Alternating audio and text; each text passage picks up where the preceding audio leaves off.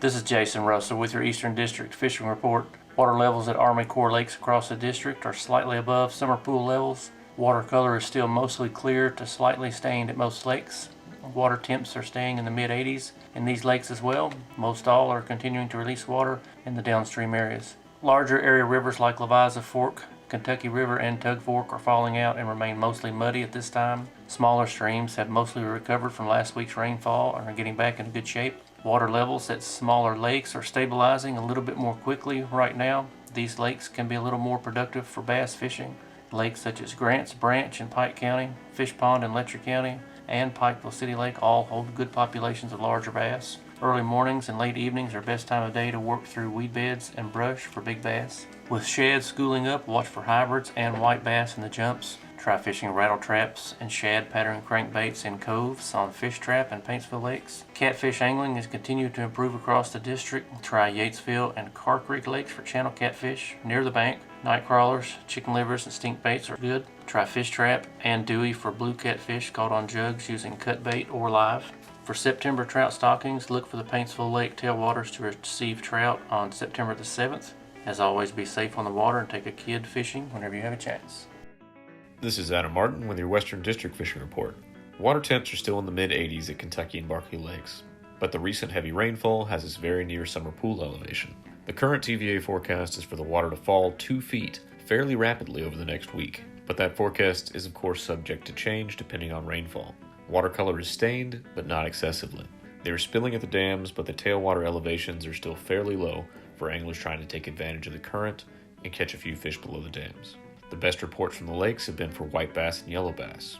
The white bass fishing has improved greatly over the last 2 years in response to some good year classes.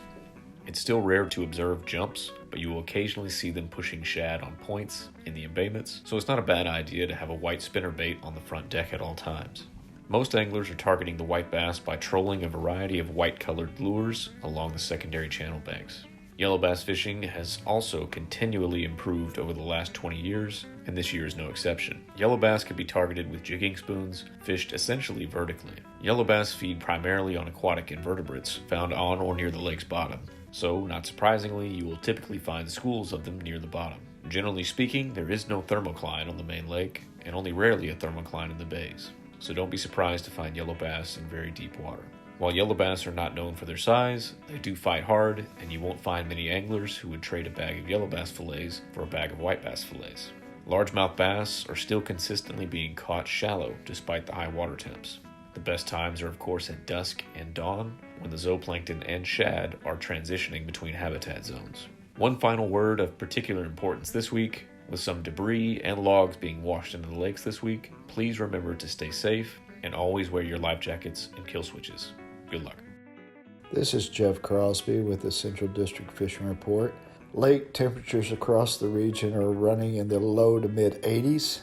Overall fishing has been a little slow as we're in the middle of the dog days of summer, but a few fish are still being caught at many area lakes. Largemouth bass can be caught early and late in the day. Try your luck throwing crankbaits, spinnerbaits, chatterbaits, as well as throwing some soft plastics around shoreline cover. Crappie are being caught at many of our area lakes, trolling small crankbaits in open water. You could still catch a few fishing live minnows and crappie jigs around shoreline cover also.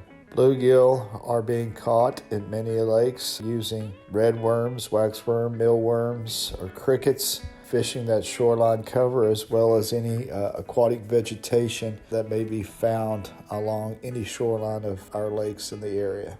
Channel catfish are being caught early and late in the day as well as at night when fishing chicken livers, night crawlers, and any type of commercial stink bait that you may be able to buy at your local sporting goods store. It's also a great time of year to check out any of your local streams such as Floyd's Fork, Elkhorn Creek, Salt River to catch a few smallmouth and rock bass. And finally, don't forget about your local Finns Lake in your area. These have been stocked with channel catfish over the summer and provide a great opportunity of catching a few channel catfish. Check out the department's website at fw.ky.gov for a complete list of Finns Lakes in your area. So grab a pole and enjoy some great summertime fishing, and I hope to see you on the water.